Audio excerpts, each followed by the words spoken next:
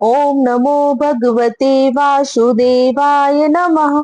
नमस्कार भक्तगण, मैं कविता तिवारी आप सभी का अपने चैनल में स्वागत करती हूँ। भगवान बृहस्पति देव और भगवान विष्णु की कृपा आप सभी पर बनी रहे। एक बार प्रेम से बोलिए ओम विष्णुवे नमः, ओम लक्ष्मी पतये नमः, ओम कृष्णाय नमः, ओम वैकुंठाय नमः। अगर आप पूजा के समय यह कथा का श्रवण कर रहे हैं तो हाथ में पुष्प और अक्षत लेकर भगवान विष्णु और माता लक्ष्मी बृहस्पति देव का स्मरण अपने मन में करें और सुने गुरुवार की यह पावन कथा। फिर एक बार प्रेम से बोलिए ओम विष्णुवे नमः। प्राचीन काल की बात है, किसी राज्य में एक बड़ा प्रतापी और दानी राजा राज करता था। वह हर गुरुवार को व्रत रखकर दीन दुखियों की मदद करके पुण्य प्राप्त करता था, परंतु यह बात उसकी रानी को अच्छी नहीं लगती थी। वह ना ही गरीबों को दान देती थी, ना ही भगवान का पूजन करती थी और राजा को भी दान देने से मना किया करती थी। एक दिन राजा शिकार खेलने के लिए वन में गए हुए थे, तो रानी महल में अकेली थी। उसी समय बृहस्पति देव के मन में विचार आया, क्यों न राजा के महल में जाया जाए। बृहस्पति देव ने साधु का वेश धारण कर महल में आ पहुँचे भिक्षा के लिए और भिक्षा मांगी। रानी ने भिक्षा देने से इनकार कर दिया और कहा, हे साधु महाराज, मैं तो दान पुण्य से तंग आ गई हूँ। मेरा पति सारा धन लुटाते रहते हैं। मेरी इच्छा है कि हमारा धन नष्ट हो जाए, फिर न रहेगा बांस न बजेगी बांसुरी। साधु ने कहा, देवी तुम तो बड़ी विचित्र हो। धन संतान तो सभी चाहते हैं, पुत्र और लक्ष्मी तो पापी के घर भी होने चाहिए। यदि तुम्हारे पास अधिक धन है तो भूखों को भोजन करा दो, प्यासों को पानी पिला दो, प्याऊ बनवा दो, मुसाफिरों के लिए धर्मशालाएं खुलवाओ। जो निर्धन अपनी कुंवारी कन्याओं का विवाह नहीं कर सकते, उनका विवाह करा दो। रानी, ऐसे और कई काम हैं जिसको करने से तुम्हारा यश लोक और परलोक में फैलेगा। परंतु रानी पर उपदेश का कोई प्रभाव नहीं पड़ा। वह बोली, महाराज आप मुझे कुछ ना कुछ समझाइए। मैं ऐसा धन नहीं चाहती जो हर जगह बांटती फिरूं। साधु ने उत्तर दिया, यदि तुम्हारी ऐसी इच्छा है तो तथास्तु। तुम ऐसा करना कि बृहस्पतिवार को घर लीपकर पीली मिट्टी से अपना सिर धोकर स्नान करना, भट्टी चढ़ाकर कपड़े धोना। ऐसा करने से आपका सारा धन नष्ट हो जाएगा। इतना कहकर वह साधु महाराज वहां से अंतर्ध्यान हो गए। साधु के अनुसार कई बातों को पूरा करते हुए रानी को केवल 3 बृहस्पतिवार ही बीते थे कि उनकी समस्त धन संपत्ति नष्ट हो गई। भोजन के लिए राजा का परिवार तरसने लगा। तब एक दिन राजा ने रानी से बोला कि हे रानी, तुम यहीं रहो, मैं दूसरे देश को जाता हूँ, क्योंकि यहाँ पर सभी लोग मुझे जानते हैं, इसलिए मैं कोई छोटा कार्य नहीं कर सकता। ऐसा कहकर राजा परदेश चला गया। वहाँ वह जंगल से लकड़ी काट कर लाता और शहर में बेचता। इस तरह से वह अपना जीवन व्यतीत करने लगा। इधर राजा के परदेश जाते ही रानी और दासी दुखी रहने लगे। एक बार जब रानी और दासी को 7 दिन बिना भोजन के रहना पड़ा तो रानी ने अपनी दासी से कहा, हे दासी, पास के ही नगर में मेरी बहन रहती है, वह बड़ी धनवान है। तू उसके पास जा और कुछ ले आ ताकि थोड़ी सी गुजर बसर हो जाए। दासी रानी की बहन के पास गई। उस दिन गुरुवार था और रानी की बहन उस समय बृहस्पतिवार व्रत कथा सुन रही थी। दासी ने रानी की बहन को अपनी रानी का संदेश दिया, लेकिन रानी की बड़ी बहन ने कोई उत्तर नहीं दिया। जब दासी को रानी की बड़ी बहन से कोई उत्तर नहीं मिला तो वह बहुत दुखी हुई और उसे क्रोध भी आया। दासी ने वापस आकर रानी को सारी बात बता दी। सुनकर रानी ने अपने भाग्य को कोसा। उधर रानी की बहन ने सोचा कि मेरी बहन की दासी आई थी, परंतु मैं उससे कुछ बोल नहीं सकी, वह बहुत दुखी हुई होगी। कथा सुनकर और पूजन समाप्त करने के बाद वह अपनी बहन के घर आई और कहने लगी, बहन, मैं बृहस्पतिवार का व्रत कर रही थी, तुम्हारी दासी मेरे घर आई थी, परंतु जब तक कथा होती है तब तक ना तो उठते हैं और ना ही बोलते हैं, इसलिए मैं नहीं बोली। कहो दासी क्यों आई थी? रानी बोली, बहन तुमसे क्या छिपाऊं, हमारे घर में खाने तक को अनाज नहीं था। ऐसा कहते कहते रानी की आंखें भर आई। उसने दासी समेत पिछले 7 दिनों से भूखे रहने तक की बात अपनी बहन को विस्तार पूर्वक सुनाया। रानी की बहन बोली, देखो बहन, भगवान बृहस्पति देव सबकी मनोकामना को पूरी करते हैं। देखो शायद तुम्हारे घर में अनाज रखा हो। पहले तो रानी को विश्वास नहीं हुआ, पर बहन के आग्रह करने पर उसने अपनी दासी को अंदर भेजा तो उसे सचमुच अनाज से भरा एक घड़ा मिल गया। यह देखकर दासी को बड़ी हैरानी हुई। दासी रानी से कहने लगी, हे रानी, जब हमको भोजन नहीं मिलता तो हम भी तो व्रत ही करते हैं, इसलिए क्यों ना इनसे व्रत की कथा और विधि पूछ ली जाए ताकि हम भी व्रत कर सकें। तब रानी ने अपनी बहन से विस्तार पूर्वक व्रत के बारे में पूछा। तब रानी की बहन ने बताया, बृहस्पतिवार के व्रत में चने की दाल और मुनक्का से भगवान विष्णु का केले की जड़ में पूजन करें तथा दीपक जलाएं, व्रत कथा सुने और पीला भोजन ही करें। इससे बृहस्पति देव प्रसन्न होते हैं। व्रत और पूजन विधि बताकर रानी की बहन अपने घर को लौट गई। 7 दिन के बाद जब गुरुवार आया तो रानी और दासी ने व्रत रखा। घुड़साल में जाकर चना और गुड़ ले आई। फिर उसने केले की जड़ तथा विष्णु भगवान का पूजन किया। अब पीला भोजन कहाँ से आए, इस बात को लेकर दोनों बहुत दुखी थे। चूँकि उन्होंने व्रत रखा था इसलिए बृहस्पति देव उनसे प्रसन्न थे, इसलिए वे एक साधारण व्यक्ति का रूप धारण करके 2 थालों में सुंदर पीला भोजन लाकर दासी को दे गए। भोजन पाकर दासी प्रसन्न हुई और फिर रानी के साथ मिलकर भोजन ग्रहण किया। उसके बाद से वे सभी गुरुवार को व्रत और पूजन करने लगी। बृहस्पति भगवान की कृपा से उनके पास फिर से धन संपत्ति आ गई, परंतु रानी फिर से पहले की तरह आलस्य करने लगी। तब दासी बोली, देखो रानी, तुम पहले भी इस प्रकार आलस्य करती थी, तुम्हें धन रखने में कष्ट होता था, इस कारण सभी धन नष्ट हो गए और अब भगवान बृहस्पति की कृपा से धन मिला है तो तुम्हें फिर से आलस्य होता है। रानी को समझाते हुए दासी कहती है कि बड़ी मुसीबतों के बाद हमने धन पाया है, इसलिए हमें दान पुण्य करना चाहिए, भूखे मनुष्यों को भोजन कराना चाहिए और धन को शुभ कार्यों में खर्चा करना चाहिए, जिससे तुम्हारे कुल का यश बढ़ेगा, स्वर्ग की प्राप्ति होगी और पितृ भी प्रसन्न होंगे। दासी की बात मानकर रानी अपना सारा धन शुभ कार्यों में खर्च करने लगी, जिससे पूरे नगर में उसका यश फैलने लगा। उधर एक दिन राजा दुखी होकर जंगल में एक पेड़ के नीचे आसन जमाकर बैठ गया। वह अपनी पुरानी दशा को याद करके व्याकुल होने लगा। बृहस्पतिवार का दिन था। एकाएक उसने देखा कि निर्जन वन में एक साधु प्रकट हुए हैं। वह साधु वेश में स्वयं बृहस्पति देवता थे। लकड़हारे के सामने आकर बोले, हे लकड़हारे, इस सुनसान जंगल में तू चिंता मग्न क्यों बैठा है? लकड़हारे ने दोनों हाथ जोड़कर प्रणाम किया और उत्तर दिया, महात्मा जी, आप सब कुछ जानते हैं, मैं क्या कहूँ। यह कहकर रोने लगा और साधु को अपनी आत्मकथा सुनाई। महात्मा जी ने कहा, तुम्हारी स्त्री ने बृहस्पति के दिन बृहस्पति देव का अनादर किया है, जिसके कारण रुष्ट होकर उन्होंने तुम्हारी यह दशा कर दी है। अब तुम चिंता को दूर करके मेरे कहने पर चलो तो तुम्हारे सब कष्ट दूर हो जाएंगे और भगवान पहले से अधिक संपत्ति देंगे। तुम बृहस्पति के दिन कथा किया करो, 2 पैसे के चने मुनक्का लाकर उसका प्रसाद बनाओ और शुद्ध जल से लोटे में शक्कर मिलाकर अमृत तैयार करो। कथा के पश्चात अपने सारे परिवार और सुनने वाले प्रेमियों में अमृत व प्रसाद बांटकर आप भी ग्रहण करो। ऐसा करने से भगवान तुम्हारी सब मनोकामनाएं पूरी करेंगे। साधु के ऐसे वचन सुनकर लकड़हारा बोला, हे प्रभु, मुझे लकड़ी बेचकर इतना पैसा मिलता ही नहीं है जिससे मैं भोजन के उपरांत कुछ बचा सकूं। मैंने रात्रि में अपनी स्त्री को व्याकुल देखा है, मेरे पास कुछ भी नहीं है जिससे मैं खबर भी ले सकूं। साधु ने कहा, हे लकड़हारे, तुम किसी बात की चिंता मत करो। बृहस्पतिवार के दिन तुम रोजाना की तरह लकड़ियां लेकर शहर को जाना। तुमको रोज से 2 गुना धन प्राप्त होगा बृहस्पति देव की कृपा से, जिससे तुम भली भांति भोजन कर लोगे तथा बृहस्पति देव की पूजा का सारा सामान भी आ जाएगा। इतना कहकर साधु अंतर ध्यान हो गए। धीरे धीरे समय व्यापित होने पर फिर वही बृहस्पतिवार का दिन आया।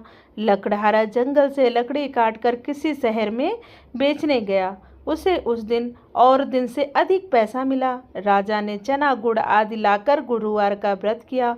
उस दिन उसके सभी कलेश दूर हुए, परंतु जब दोबारा गुरुवार आया तो बृहस्पतिवार का व्रत करना भूल गया। इस कारण बृहस्पति देव फिर राजा से नाराज हो गए। उस दिन उस नगर के राजा ने विशाल यज्ञ का आयोजन किया था। शहर में यह घोषणा करा दी कि कोई भी मनुष्य अपने घर में भोजन न बनावे, न आग जलावे, समस्त जनता मेरे यहाँ भोजन करने आवे। इस आज्ञा को जो न मानेगा उसे फांसी की सजा दी जाएगी। इस तरह की घोषणा संपूर्ण नगर में करवा दी गई। राजा की आज्ञा अनुसार शहर के सभी लोग भोजन करने गए, लेकिन लकड़हारा कुछ देर से पहुंचा, इसलिए राजा उसको अपने साथ घर लिवा ले गए और ले जाकर भोजन करा ही रहे थे तो रानी की दृष्टि उस खूंटी पर पड़ी जिस पर उनका हार लटका हुआ था। वह वहां दिखाई नहीं दिया। रानी ने निश्चय किया कि मेरा हार इस मनुष्य ने चुरा लिया है। उसी समय सिपाहियों को बुलाकर उसको कारागार में डलवा दिया। जब लकड़हारा कारागार में पड़ गया और बहुत दुखी होकर विचार करने लगा कि न जाने कौन से पूर्व जन्म के कर्म से मुझे यह दुख प्राप्त हुआ है, और उसी साधु को याद करने लगा जो कि जंगल में मिला था। उसी समय तत्काल बृहस्पति देव साधु रूप में प्रकट हुए और उसकी दशा को देखकर कहने लगे, अरे मूर्ख, तूने बृहस्पति देव की कथा नहीं करी, इसी कारण तुझे यह दुख प्राप्त हुआ है। अब चिंता मत कर, बृहस्पतिवार के दिन कारागार के दरवाजे पर 4 पैसे पड़े मिलेंगे, उनसे तो बृहस्पति देव की पूजा करना, तेरे सभी कष्ट दूर हो जाएंगे। बृहस्पति के दिन उसे 4 पैसे मिले। लकड़हारे ने कथा कही। उसी रात्रि को बृहस्पति देव ने उस नगर के राजा को स्वप्न में कहा, हे राजा, तुमने जिस आदमी को कारागार में बंद कर दिया है वह निर्दोष है, वह राजा है, उसे छोड़ देना। रानी का हार उसी खूंटी पर लटका है। अगर तू ऐसा नहीं करेगा तो मैं तेरे राज्य को नष्ट कर दूंगा। इस तरह रात्रि के स्वप्न को देखकर राजा प्रातःकाल उठा और खूंटी पर हार देखकर लकड़हारे को बुलाकर क्षमा मांगी तथा लकड़हारे को योग्य सुंदर वस्त्र आभूषण देकर विदा किया। बृहस्पति देव के आज्ञा अनुसार लकड़हारा अपने नगर को चल दिया। राजा जब अपने नगर के निकट पहुंचा तो उसे बड़ा आश्चर्य हुआ। नगर में पहले से अधिक बाग, तालाब, कुएं तथा बहुत सी धर्मशाला, मंदिर आदि बन गए थे। राजा ने पूछा, यह किसका बाग है और धर्मशाला है? तब नगर के सब लोग कहने लगे, यह सब रानी और बांदी का है। तो राजा को आश्चर्य हुआ और गुस्सा भी आया। जब रानी ने यह खबर सुनी कि राजा आ रहे हैं तो उन्होंने बांदी से कहा, हे दासी, देख, राजा हमको कितनी बुरी हालत में छोड़ के गए थे। हमारी ऐसी हालत देखकर वह लौट ना जाए, इसलिए तू दरवाजे पर खड़ी हो जा। रानी की आज्ञा अनुसार दासी दरवाजे पर खड़ी हो गई। राजा आए तो उन्हें अपने साथ लिवा लाई। तब राजा ने क्रोध करके अपनी रानी से पूछा कि यह धन तुम्हें कैसे प्राप्त हुआ है? तब उन्होंने कहा, हमें यह सब धन बृहस्पति देव के इस व्रत के प्रभाव से प्राप्त हुआ है। राजा ने निश्चय किया कि 7 रोज बाद तो सभी बृहस्पति देव का पूजन करते हैं, परंतु मैं प्रतिदिन दिन में 3 बार कहानी तथा रोज ही व्रत किया करूँगा। अब हर समय राजा के दुपट्टे में चने की दाल बंधी रहती थी तथा दिन में 3 बार कहानी कहते थे। एक रोज राजा ने विचार किया, चलो अपनी बहन के यहाँ हो आते हैं। इस तरह निश्चय कर राजा घोड़े पर सवार हो अपनी बहन के घर को चल दिए। मार्ग में उसने देखा कि कुछ आदमी एक मुर्दे को लिए जा रहे हैं। उन्हें रोककर राजा कहने लगा, अरे भाइयों, मेरी बृहस्पति देव की कथा सुन लो। वे बोले, लो, हमारा तो आदमी मर गया है, इनको अपनी कथा की पड़ी है। परंतु कुछ आदमी बोले, अच्छा कहो, हम तुम्हारी कथा भी सुनेंगे। राजा ने दाल निकाली और जब कथा आधी हुई तो मुर्दा हिलने लगा, और जब कथा समाप्त हुई तो राम राम करके मुर्दा उठकर खड़ा हो गया। आगे मार्ग में एक किसान खेत में हल चलाता मिला। राजा ने उसे देखा और उनसे बोले, अरे भाई, तुम मेरी बृहस्पतिवार की कथा सुन लो। किसान बोला, जब तक मैं तेरी कथा सुनूंगा तब तक 4 हरैया जोत लूंगा। जा अपनी कथा किसी और को सुनाना। इस तरह राजा आगे चलने लगा। राजा के हटते ही बैल पछाड़ खाकर गिर गए और किसान के पेट में जोर का दर्द होने लगा। उस समय उसकी माँ रोटी लेकर आई। उसने जब यह देखा तो अपने पुत्र से सब हाल पूछा और बेटे ने सभी हाल कह दिया। तो बुढ़िया दौड़ी दौड़ी उस घुड़सवार के पास गई और उनसे बोली कि मैं तेरी कथा सुनूंगी, तू अपनी कथा मेरे खेत में चलकर ही कहना। राजा ने बुढ़िया के खेत में जाकर कथा कही, जिससे सुनते ही वह बैल उठ खड़ा हुआ तथा किसान के पेट का दर्द भी बंद हो गया। राजा अपनी बहन के घर पहुंचा। बहन ने भाई की खूब मेहमानी की। दूसरे रोज प्रातःकाल राजा जब उठा तो वह देखता है कि सब लोग भोजन कर रहे हैं। राजा ने अपनी बहन से कहा, ऐसा कोई मनुष्य है जिसने भोजन नहीं किया है, जो मेरी बृहस्पतिवार की कथा सुन ले। बहन बोली, हे भैया, यह देश ऐसा ही है। पहले यहाँ लोग भोजन करते हैं, बाद में अन्य काम करते हैं। अगर कोई पड़ोस में हो तो देख आऊं। ऐसा कहकर वह देखने को चली गई, परंतु उसे कोई ऐसा व्यक्ति नहीं मिला जिसने भोजन ना किया हो। अंततः वह एक कुम्हार के घर गई जिसका लड़का बीमार था। उसे मालूम हुआ कि उसके यहाँ 3 रोज से किसी ने भोजन नहीं किया है। रानी ने अपने भाई की कथा सुनने के लिए कुम्हार से कहा। वह तैयार हो गया। राजा ने जाकर बृहस्पतिवार की कथा कही, जिसको सुनकर उसका लड़का ठीक हो गया। अब तो राजा की प्रशंसा होने लगी। एक रोज राजा ने अपनी बहन से कहा, हे बहन, अब अपने घर को जाएंगे, तुम भी तैयार हो जाओ। राजा की बहन ने अपने सास से कहा। सास ने कहा, हाँ चली जा, परंतु अपने लड़कों को मत ले जाना, क्योंकि तेरे भाई के कोई औलाद नहीं है। बहन ने भैया से कहा, हे भैया, मैं तो चलूंगी, पर कोई बालक नहीं जाएगा। राजा बोला, जब कोई बालक नहीं चलेगा तब तुम ही क्या करोगी चलकर। बड़े दुखी मन से राजा अपने नगर की ओर लौट आया। राजा ने अपनी रानी से कहा, हम निर्वंशी हैं, हमारा मुंह देखने का धर्म नहीं है और कुछ भोजन आदि नहीं किया। रानी बोली, हे प्रभु, बृहस्पति देव ने हमें सब कुछ दिया है, वह हमें औलाद अवश्य देंगे। उसी रात को बृहस्पति देव ने राजा के स्वप्न में कहा, हे राजा, उठ, सभी सोच त्याग दे, तेरी रानी गर्भ से है। राजा सुबह उठा तो वह रानी से सारी बातें बताई। राजा की बात सुनकर बड़ी खुशी हुई। 9वें महीने में उसके गर्भ से एक सुंदर पुत्र पैदा हुआ। तब राजा बोला, हे रानी, स्त्री बिना भोजन के रह सकती है, पर बिना कहे नहीं रह सकती।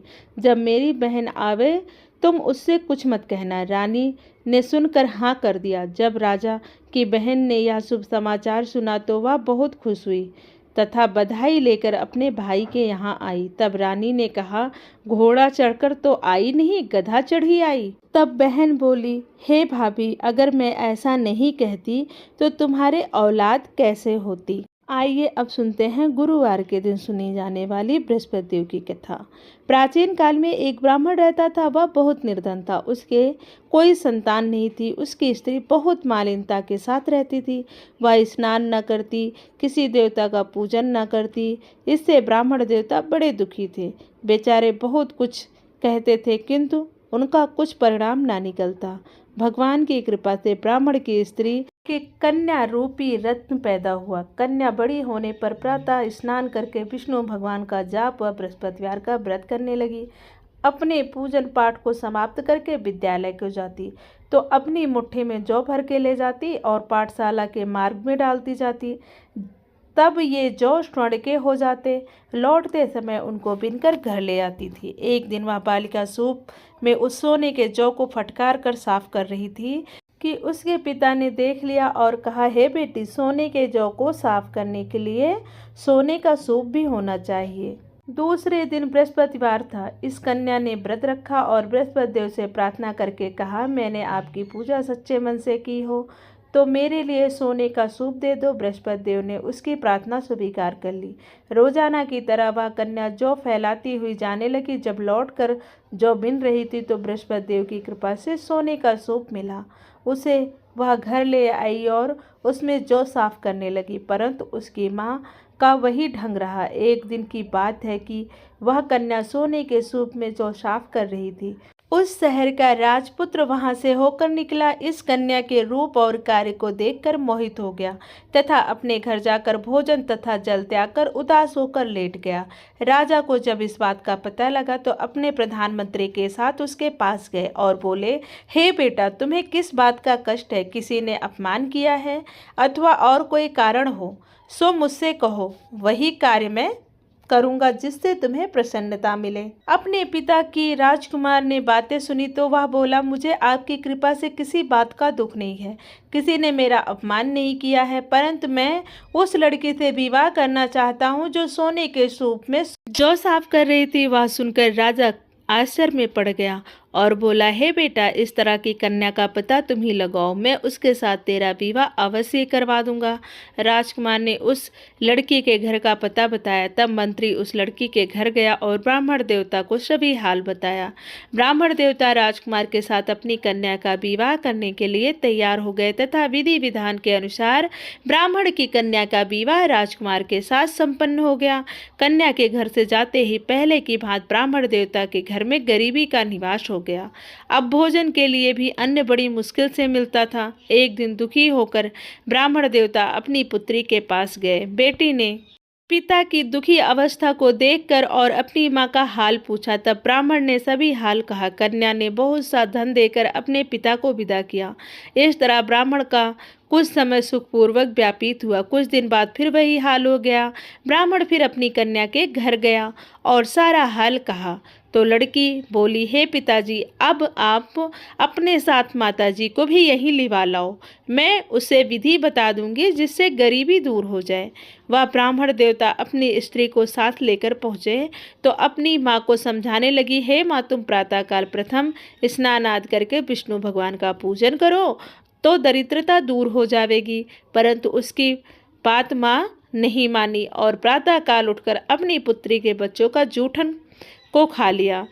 इससे उसकी पुत्री को बहुत गुस्सा आया और एक रात को कोठरी के सभी सामान निकाल दिए और अपनी माँ को उसमें बंद कर दिया। प्रातःकाल उसे निकाला, तब स्नान आदि करा के पाठ कराया तो उसकी माँ की बुद्धि ठीक हो गई और फिर प्रत्येक बृहस्पतिवार को व्रत रखने लगी। इस व्रत के प्रभाव से उसके माँ के और बाप के सभी दुख दूर हो गए और पुत्रवान भी हो गए और बृहस्पति देव के प्रभाव से इस लोक में नाना प्रकार के सुख भोग कर अंत में स्वर्ग लोक को प्राप्त हो गए। इनसे बोलिए बृहस्पति देव की जय।